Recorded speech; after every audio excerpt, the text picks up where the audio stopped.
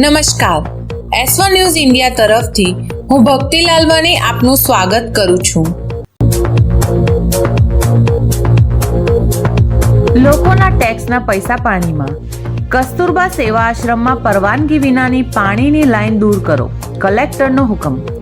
મરોલી મહુવર ગામે block number 292માં 2 વર્ષ પહેલા નાખવામાં આવેલી લાઈન ફરિયાદ થતાં દૂર કરાઈ, હાલ નવી પાઇપલાઇન કામ ચાલુ। મહુવર મરોલી ગામે આવેલા કસ્તુરબા સેવાશ્રમ આશ્રમ પાસેથી જલાલપુર તાલુકા પંચાયત દ્વારા આગલા આવેલા 50થી વધુ ઘરના લોકોને પાણી મળે તે માટે 1.5-2 વર્ષ પહેલા પાણીની લાઈન નાખવામાં આવી હતી। જો કે કસ્તુરબા આશ્રમના ટ્રસ્ટીઓ દ્વારા પાઇપલાઇન દૂર કરવા ઉચ્ચ સ્તરે રજૂઆત કરતા અંતે પાઇપલાઇન દૂર કરવામાં આવી હતી। મરોલી પંથકમાં કસ્તુરબા સેવાશ્રમ આવેલ જમીનમાં આશરે 1.5-2 વર્ષ પહેલા આજુબાજુના 50થી વધુ ઘરના લોકોને પાણીની સુવિધા મળે તે માટે જલાલપુર તાલુકા પંચાયત દ્વારા પાણીની લાઈન નાખવામાં આવી હતી। એ સમયે તાલુકા પંચાયત સભ્ય અથવા કોઈ પણ અધિકારી દ્વારા પરવાનગી લેવા નહીં આવી, જેથી કરી આશ્રમ ટ્રસ્ટી જિગ્નેશ જાનીએ મહુવર ગ્રામ પંચાયતને ઉદ્દેશીને અરજી કરી હતી,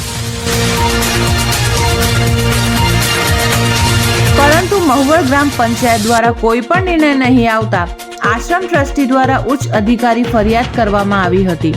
કસ્તુરબા સેવા આશ્રમની આશ્રમમાં આવેલ જમીનમાં અરજી જણાવ્યા પ્રમાણે પંચાયત દ્વારા પરમિશન વગર પાણીની લાઈનનું કામ થયેલ હતું।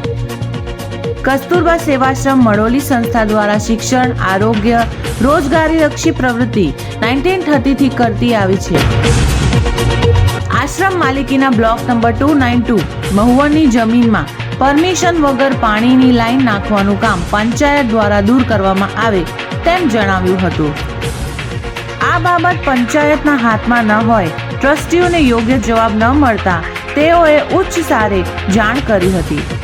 નવસારી પ્રશાસન દ્વારા પાણીની લાઈન દૂર કરવા મળતી માહિતી મુજબ મરોલી ચહેર માતાજીના મંદિર પાસે આવેલ જગ્યામાં પાણીની લાઈન તાલુકા પંચાયત દ્વારા નાખવામાં આવી ત્યારે પરમિશન લેવામાં આવી ન હતી। બાદમાં આશ્રમના ટ્રસ્ટી દ્વારા કલેક્ટરના લોક સંવાદમાં ફરિયાદ કરતા તેનું નિરાકરણ કરી પાઇપલાઇન દૂર કરવાનો આદેશ આપતા પાઇપલાઇન બીજે નાખવામાં કામગીરી હાથ ધરવામાં આવે છે। હવે આ ભૂલ પૈસા સામાન્ય પ્રજા ટેક્સ પૈસામાંથી ખર્ચાશે કે પછી કોઈ આની ભરપાઈ કરે તે જોવાનું રહ્યું, કારણ કે કલેક્ટર હુકમ બાદ તો કોઈ પણ ગ્રાન્ટ પાસ થઈ નથી, તો હાલ આટલો મોટો ખર્ચ કોના માથે તે ભારે ચર્ચા મહુવર વિસ્તારમાં ચાલી રહી છે। Bureau report, S1 news India.